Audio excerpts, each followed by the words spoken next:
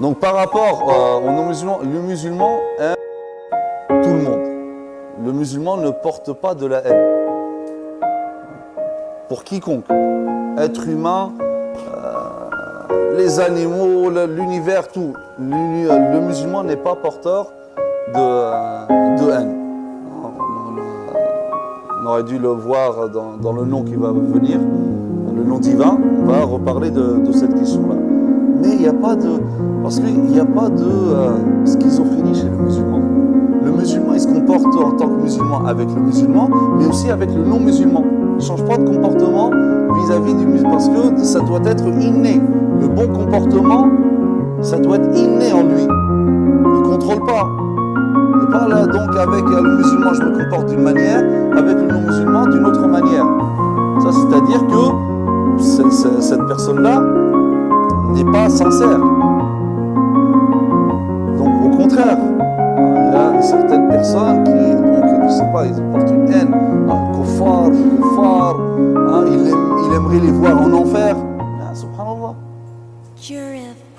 Toi, ta mission, c'est d'essayer d'écarter les gens de l'enfer, pas de les précipiter en enfer. L'imam Sha'rawi, rahimahullah, l'imam Sha'rawi, il a aussi un jeune comme ça, donc il parlait avec lui. Et ce jeune donc parlait de ce qui était passé à Bali, je crois. Donc il y avait dans une discothèque, il y a eu un incendie, il y a eu des centaines de morts. Et ce jeune dit, bah, bien fait pour eux.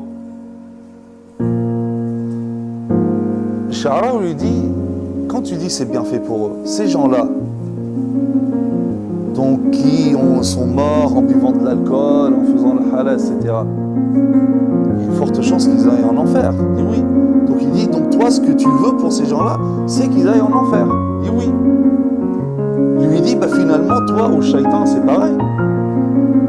Parce que le shaitan aussi, son objectif, c'est de faire entrer les gens en enfer.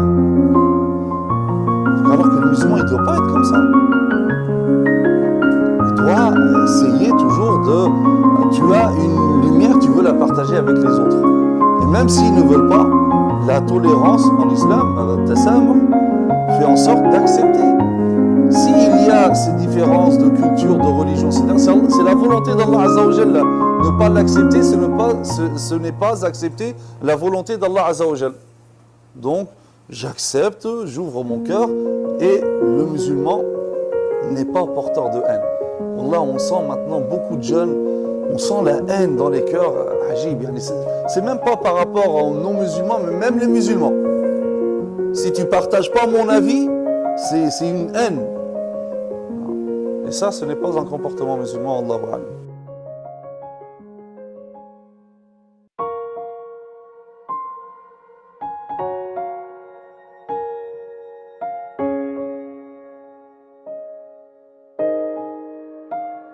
On n'est même pas au Moyen-Âge aujourd'hui avec certains musulmans, ils ne sont même pas au Moyen-Âge. Ils sont dans une lecture qui n'a jamais existé, dans un islam qui n'a jamais existé. On n'injecte pas la foi dans les cœurs par la puissance du glaive.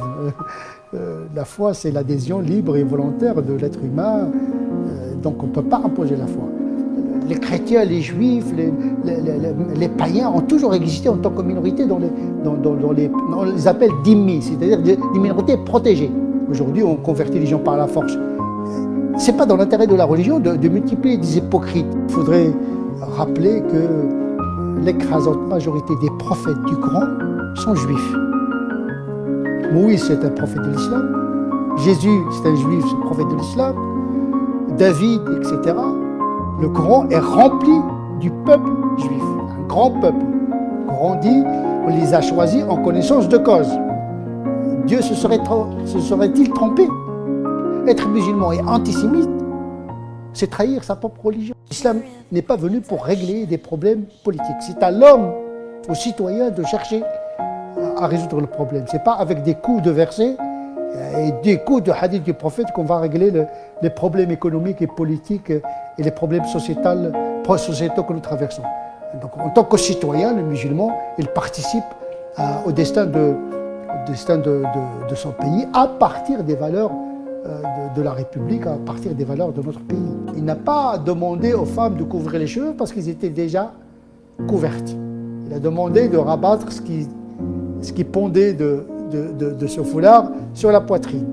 Le foulard, en tant que pratique religieuse, il n'a pas cette importance qu'on lui donne. Au pire des cas, pire des cas entre guillemets, c'est une pratique mineure. C'est-à-dire que la femme qui dévoile les cheveux n'aurait pas commis une faute grave. Même si, pour moi en tant que théologien, il n'y a pas de texte qui obligerait la femme de couvrir les cheveux. En vérité, les précurseurs de darwinisme, ce sont des auteurs musulmans. Ibn Khaldoun, le grand anthropologue, l'encyclopédiste de l'islam, il dit, en vérité, il y a une continuité biologique depuis le minéral jusqu'à l'émergence et l'éruption de la conscience humaine. Tout se tient. C'est le même créateur, mais qui crée par étapes. Il dit, dans son exposé, que l'homme viendrait de l'univers des singes. Le Coran était à l'origine du développement de l'astronomie, de la médecine. Il n'a jamais fait obstacle à la recherche scientifique.